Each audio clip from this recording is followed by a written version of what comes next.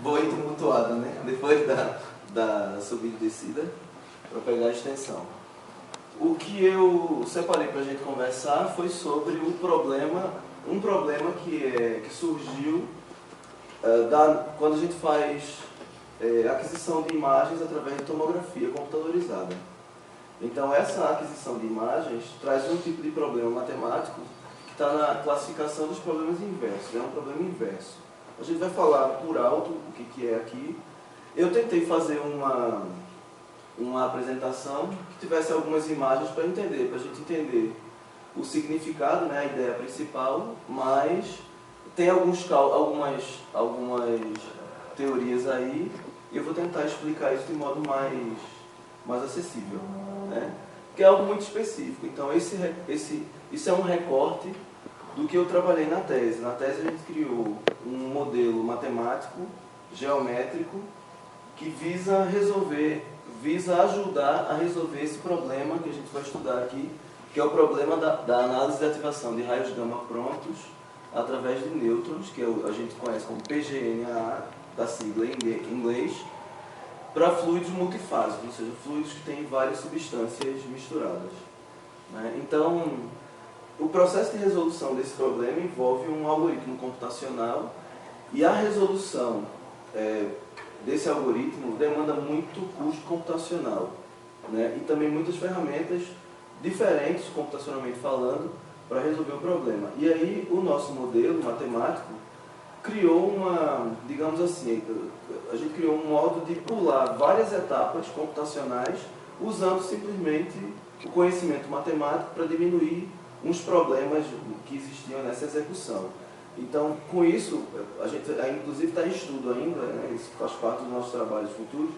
Esse modelo que a gente desenvolveu, a gente vai ver o quanto é que isso foi positivo, aplicando diretamente no trabalho original, que é de um professor lá da Universidade de Bergen, na Noruega.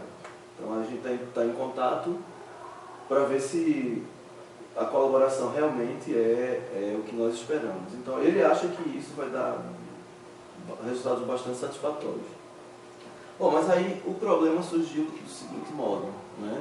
Antes da gente começar, vamos falar rapidinho da apresentação. A gente vai fazer primeiro uma breve introdução, depois vamos falar um pouco sobre os problemas inversos e um método de resolução chamado regularização, e vamos falar especificamente da regularização de Tikhonov, que é essa regularização mais comum, mas que o nosso modelo, no final de tudo, ficou um modelo equivalente à regularização de Tikhonov. Ou seja, mais um tipo de regularização da regularização de Tikhonov. Então vamos falar do problema da PGNAA, né? Dessa análise de ativação de raios gama através de nêutrons, o que é isso, e aí a nossa contribuição, né? No nosso trabalho nós criamos um processo de geometrização para esse problema. Então, a partir de características geométricas, nós criamos um modelo matemático, e esse modelo matemático culminou no que a gente chama de regularização geométrica, que é um processo de regularização equivalente ao de Tikhonov.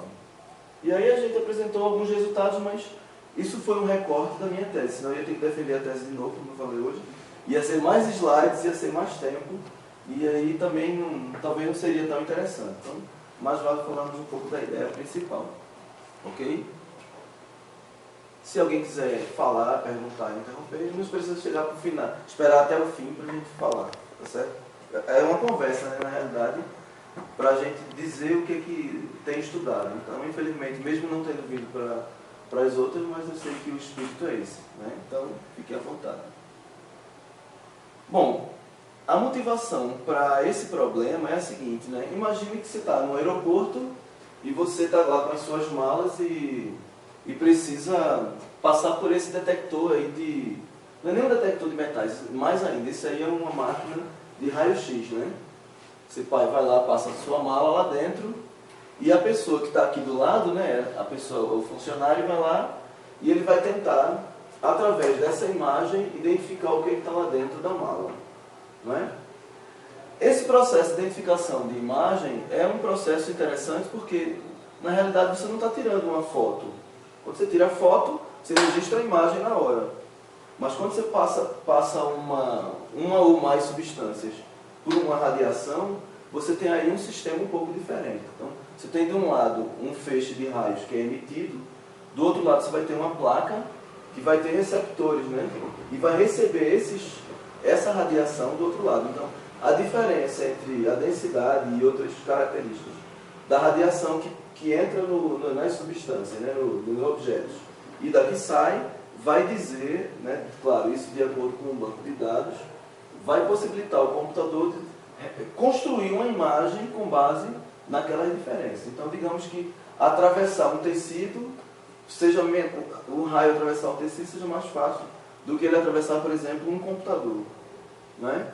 Então, essas diferenças vão fazer com que os dados que sejam recebidos do outro lado vão passar por um processo matemático e, a partir disso, vai haver uma reconstrução da imagem do que está lá dentro. Então, é como se fosse uma foto interna, né? Tirada de algo que está dentro de outro. Então, não é bem uma foto, é um processo de reconstrução. Isso é o que a gente chama de problema inverso. Tem a ideia de inverso porque eu quero, a partir de algo digamos assim, do resultado de uma aplicação, eu quero encontrar o que é, digamos, a figura original. Então, o resultado da aplicação desse processo do raio no objeto vai me dar alguns pontos. Aqueles pontos vão, através desse modelo matemático, né, de resolução de um problema inverso, eles vão construir a imagem original. Às vezes esse processo não é muito bom e essa imagem aparece cheia de ruídos, é toda embaçada, ou pontos desfocados, pontos separados. Né? Basta a gente ter um celular com uma câmera ruim, o outro com um celular de primeira linha. Você tira a foto de um, tira do outro, você vê a diferença da imagem. Né? Então, basicamente, o modelo que a gente trabalhou tem essa motivação, só que a gente aplicou isso para o petróleo. Está aqui mais uma ilustração dessa ideia, né, da pessoa fazendo a análise das imagens, né, mas essa radiação que é usada no aeroporto é raio-x. A diferença do raio-x para o raio gama é a quantidade de penetração. Então, os raios-x conseguem penetrar a pele, passam por papel, acho que até madeira. Mas aí tem outros raios, né? Então tem o raio alfa, beta, x e gama, são os mais comuns. E os raios gama conseguem atravessar metais, a maioria dos metais, né, como alumínio, ferro, etc., aço, só não atravessa o chumbo.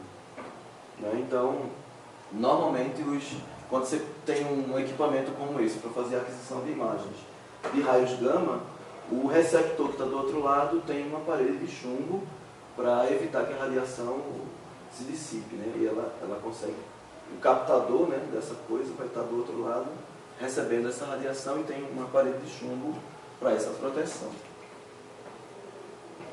Né? Então, normalmente esse tipo de aplicação, né, de radiação é feita mais na área de segurança ou na área de saúde. Né? A gente vê aí que tem... Você vai no dentista, tira uma radiografia na hora do dente, né? Você vai fazer um exame mais detalhado, vai fazer uma tomografia. Então, por exemplo, o tomógrafo é um equipamento que já foi desenvolvido para trabalhar com vários tipos de radiação.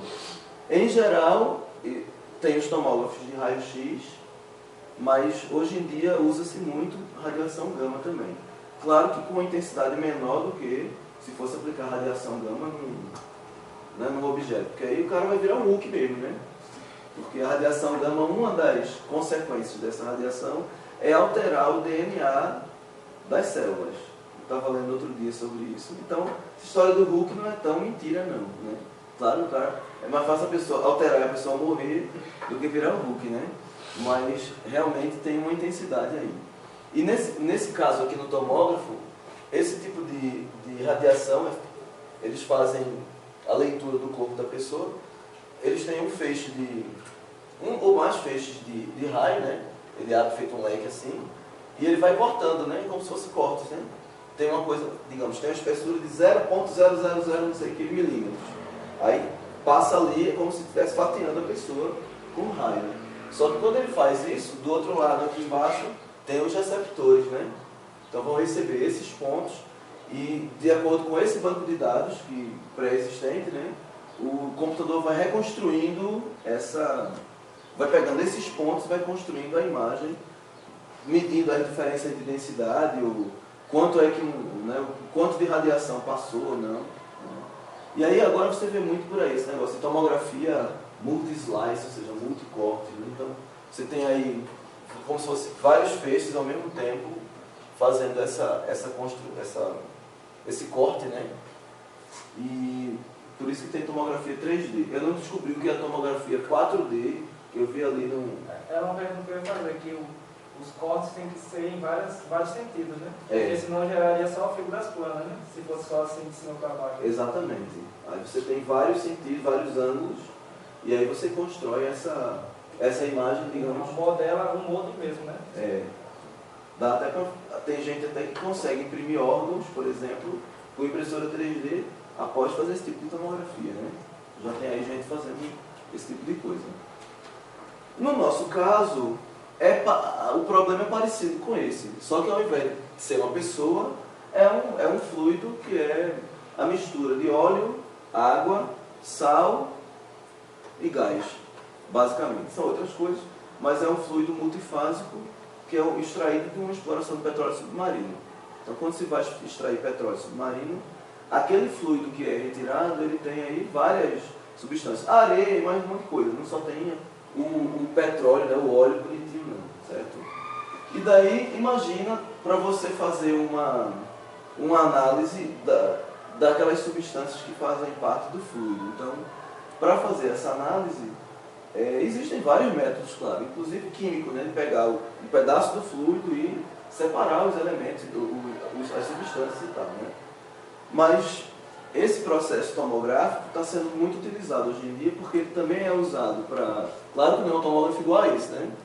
Mas para fazer análise de solo, por exemplo, se você quer verificar camadas do solo, né, tentar dizer o que é aquilo, quais são os principais componentes de cada camada da análise do solo. Você pode também, claro, em geologia pode trabalhar com petróleo, né, tentando pegar aquela mistura todinha e dizer ali quais são as quantidades de componentes que tem ali. Nós o que? Curva de nível para fazer isso? Para as camadas? Faz curva de nível? Não, digamos, eu não sei, eu não sou muito da área, eu não sei se Antônio Ricardo pode me ajudar, mas para análise de solo, digamos que eu pegue sei lá, tipo um cano de tantos metros e enfie lá no solo, assim. E vou tirar aquilo ali com extrato, né? São várias camadas. Ao invés de fazer um processo químico, talvez, para separar aquilo, dê muito mais trabalho do que fazer um processo de tomografia, né? Passar aquilo num tomógrafo industrial, né? E aí fazer a reconstrução daquelas camadas lá, ou separar aquelas camadas, dizer a quantidade de substâncias ali através disso. Então, hoje em dia estão fazendo muito esse tipo de aplicação. Ainda não é, como não é minha área, eu não sei dizer direito como é. Eu só vi no petróleo. Né? Que também pega aquilo, bota num cano, bota num fluido, e o tomógrafo é menorzinho, ele vai girando ao redor do cano, assim, né? E vai registrando essas imagens, certo? Bom, então basicamente é para a gente entender de onde é que vem o problema. Então, eu até vi uma coisa interessante. Imagina, pronto, tá a pessoa em pé aqui, né? Tá a pessoa em pé. Tá lindo, cara. Tá a pessoa em pé e tá aqui a sombra dele, né? No chão, né? Então, a ideia do problema inverso tem a ver... Esse exemplo do problema inverso é interessante. O problema direto seria, sabendo quem é o cara, determinar a sua sombra. O problema inverso é, eu tenho a sombra, como é que eu construo a imagem desse cara? Então, é mais ou menos essa ideia. Eu tenho uma sombra, que é o que eu recebi do tomógrafo, do equipamento. Como é que eu reconstruo a imagem original, né? Ou mais próxima do original? Essa reconstrução aí é muito complicada, porque, como eu falei, pode ter muitas coisas, muitos fatores que atrapalham. Então, essa reconstrução vai me dar uma imagem, muitas vezes, ruidosa, né? Cheia de falhas. Ok? Bom, então aqui eu coloquei um esquema só para falar um pouco o que são esses raios gama prontos. Então, quando o tomógrafo emite radiação, nesse caso, no nosso experimento, eles emitem o seguinte: eles fazem um bombardeamento de nêutrons, eles emitem nêutrons, eles vão chegar lá nas substâncias, no núcleo, né? Vão agitar aquilo ali, vão excitar aquele núcleo, e aí, quando aquilo está excitado, ele começa a eliminar, na hora, raios gama. Então, na realidade, você não tem lá digamos assim, um elemento químico radioativo que ele emite raios gama, ele emite nêutrons. Esses nêutrons, quando tocam lá na substância, vão reagir e aí ela vai emitir raios gama. Então é o que a gente chama de raios gama prompt gamma ray. Né? E aí, claro, vai ter uma mudança nessa estrutura e depois esses raios gama vão começar a decair, ela começa a parar de eliminar e tende a voltar ao normal. Né? Certo? Só para a gente ter uma ideia. A fonte aqui está XXX porque eu peguei essa imagem na internet, depois eu fui lá para tentar pegar o site original, não encontrei. Então, tá aí, eu peço desculpa, mas eu não consegui encontrar, não abri a página de jeito nenhum, só abri a página da foto, do esquema. Bom, então, aqui a gente está falando do processo, né? Do nosso processo. Então, eu tenho aqui estou dizendo para a gente imaginar a exploração de um poço de petróleo submarino, e aí eu pergunto, como é que a gente pode estimar as quantidades dessas substâncias numa porção desse fluido? Usando, quer que seja em termos percentuais ou em frações, né? Posso dizer assim, eu tenho 20% de gás, 15% de água e tal, né? E como é que eu posso estimar isso? Então, o que motivou o nosso trabalho foi observar o trabalho executado por Medic. O nome do cara é Ilker Medic. Nesse trabalho dele, ele faz essa determinação dos percentuais, só que utilizando o método computacional. E aí, estudando o trabalho dele, foi que vimos que nesse método computacional cabia utilizar, ao invés somente de ferramentas computacionais, utilizar a teoria matemática para diminuir uma quantidade de passos ali e fazer essa determinação dos valores sem precisar usar tantas outras ferramentas computacionais que nem sempre são tão exatas. Ok? Então, aí a gente, motivado por isso, e tentamos fazer uma modificação, quer dizer, uma contribuição para o trabalho dele. Ele faz o tratamento, aparece aqui no meio desse problema, dessa resolução, uma coisa que a gente chama de mau condicionamento, que é você ter uma matriz, a matriz, por exemplo, eu tenho um sistema AX igual a B, certo? Um sistema linear. Isso aqui é um apagador por aqui. Acho que eu tenho. Então eu tenho um sistema AX igual a B, não é? E essa matriz A, a matriz dos coeficientes, muitas vezes essa matriz A, ela tem o que a gente chama de autovalores, não, deixa eu lembrar o nome aqui. Esqueci o nome agora, estou ruim, né? Ia ser reprovado se você fez da tese agora. São os valores, daqui a pouco eu lembro. Eu tenho aqui a matriz, geralmente, eu vou explicar daqui a pouco eu lembro do nome dos valores. Eu tenho uma matriz que normalmente não é uma matriz quadrada. Então, quando essa matriz não é quadrada, de cara eu já não posso inverter essa matriz, tá certo? Então, normalmente, o que é resolver esse problema? É tentar encontrar esse cara x, fazendo A menos 1B, certo? Isso seria o modelo natural de resolução do problema inverso, né? Tipo, eu tenho a sombra, quero construir a imagem. Então, eu tenho o resultado, eu quero encontrar esse cara daqui. Eu sei quem é o modelo que eu vou usar, mas eu não sei quem é esse cara. Então, a determinação seria essa. O problema é que, quando esse A não é invertível, então a gente tem um problema chamado de mau condicionamento, né? Esqueci completamente agora. Ixi, Maria. Quando eu voltar eu lembro. Meu Deus do céu. Bruno, tu me ajuda aí, lembra não? Não são os autovalores não, mas parece com autovalores. Autocontroles? Não, mas é aqui com valores, mas não são autovalores. Rapaz, valores singulares. Singularidade, né? Os caras. Pronto. Depois a gente volta para ele. Não vou especificar direito isso, mas na realidade você tem uma matriz cujos valores singulares são... tem uma diferença muito grande entre o maior e o menor deles. Aí essa diferença entre esses maiores, o maior e o menor valor singular da matriz forma uma coisa que a gente chama de número de condicionamento. Se esse número de condicionamento for muito maior do que 1, a matriz é completamente mal condicionada. Quanto mais perto de 1 for esse número, aí a gente tem um bom condicionamento. Quanto melhor o condicionamento, mais exata é essa resolução. Então, o que é resolver um problema inverso, então? É tentar determinar esse cara daqui, né, de modo que eu consiga encontrar uma solução aproximada. Aí, geralmente, essa solução aproximada a gente vai chamar de chapéu, x-chapéu. Acho que aí eu escrevi assim, ó, AF igual a G, mesma coisa, e eu chamei F-chapéu, certo? A solução aproximada. Então, é você reconstruir a imagem de modo que ela fique o mais nítido possível. Ou então, no nosso caso, a gente não reconstruir a imagem, mas conseguir encontrar os dados mais próximos do ideal. Então, aí, ele para resolver isso usou esse método aqui, ó, o Monte Carlo Library Least Squares. O pessoal de computação estuda o método Monte Carlo. Quando estuda algoritmo, fala do algoritmo Monte Carlo, né? A gente trabalhou com isso, não foi, Fábio? O Monte Carlo, não. Não, a gente trabalhou só com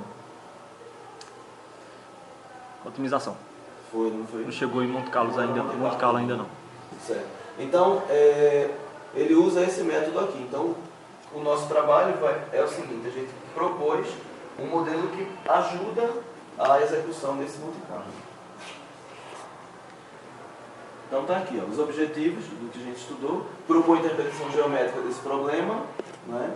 Representar geometricamente esse problema. Então, no caso, a gente, ao invés de usar 4 substâncias, a gente usou também, mas usamos 3 substâncias e conseguimos mostrar que, normalmente, quando você tem um sistema que é originado a partir de 3 substâncias no fluido, vai dar uma matriz muito mal condicionada e a representação desse modelo vai ser com triângulos, certo? Porque são 3. E esses triângulos vão estar muito agudos. A gente vai ver isso.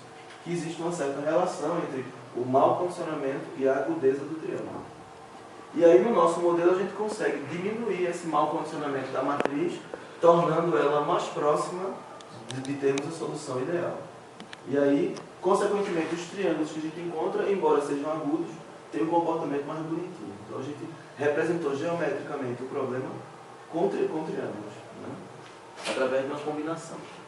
Pronto, então aí são os métodos. Ainda tinha outros objetivos, mas aí eu fiz um corte, porque senão eu ia mostrar, ia passar mais tempo para trabalhar com tudo aqui. Então, como eu falei, a gente fala de um problema físico usando um sistema, normalmente representa com um sistema de equações, um sistema linear, certo? Então, essa matriz aqui, A, a gente diz que é o operador, o F, onde está ele aqui, é um vetor do Rn, né, representa as informações sobre o objeto, que a gente chama de dados de entrada, e G, que é o que está do outro lado, né, que é o resultado, são os dados de saída. E aí o problema inverso, como eu falei, ó, é determinar esse cara, esse F, fazendo essa inversão da matriz A. E aí é que gera toda a confusão. Toda a confusão. Então, mais ou menos no começo do século XX, acho que em 1902, foi 1906, um cara chamado Hadamard categorizou esses problemas inversos. Ele primeiro definiu o que era, né, e categorizou esses problemas inversos. E dizia que isso não ia ter muita aplicação no dia a dia. Ele disse que o interesse dele de estudar isso era mesmo acadêmico, né? Só que ele não sabia que depois que criaram os tomógrafos, os raios-x, essa coisa de você fazer aquilo, como é que é? O sonar, né, que o navio passa com o sonar, essa parte de reconstrução de imagens toda, utiliza a aplicação dos problemas inversos. Então ele não imaginou que ia criar um campo da matemática. Bom, então aí a gente fala de um problema inverso, e para resolver um problema inverso, o método mais conhecido chama-se usar a regularização de Tikhonov. Certo? Então, o modelo da regularização de Tikhonov, não dá para a gente entrar em detalhes, mas o que a regularização faz? Essa regularização tenta encontrar, nessa primeira parte aqui, primeiro é uma minimização. Né? Eu quero encontrar o menor valor para o qual o f é o mais fidedigno, né? É o mais próximo do ser ideal. Então eu vou fazer o seguinte, eu vou tentar encontrar, primeiro, aqui eu tenho AF menos G, né? Eu tenho AF igual a G.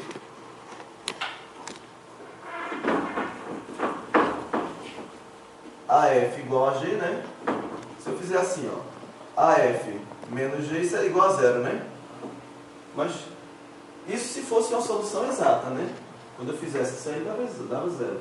Eu quero saber o seguinte, eu quero encontrar a menor distância entre a F e G. Certo? Então aqui tenho 2, porque eu estou trabalhando com a norma euclidiana, né? E ao quadrado. Certo? Então é a distância, o que é a norma euclidiana? É a distância euclidiana, a distância em 2 pontos, né? Eu quero calcular essa distância. Certo?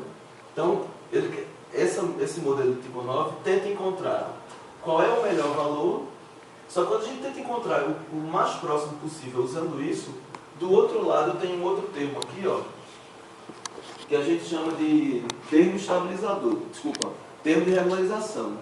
E aí esse termo de regularização, ele representa o quanto a gente pode, digamos assim, dar peso para o valor de f, né? Para o valor, digamos assim, de uma solução aproximada. Aí esse peso que a gente vai ter aqui para uma dada solução, digamos que é como se eu tivesse assim, eu chutasse que eu tenho um valor, a solução desse cara era para ser 5. Aí eu chuto que a solução é 8. Certo? Então, quem vai me dar um balanço entre essa solução, que mais ou menos é aquela que a gente acha que é a solução verdadeira, e a diferença entre essas duas, quem vai dar esse balanço é esse termo aqui que a gente chama de parâmetro de regularização.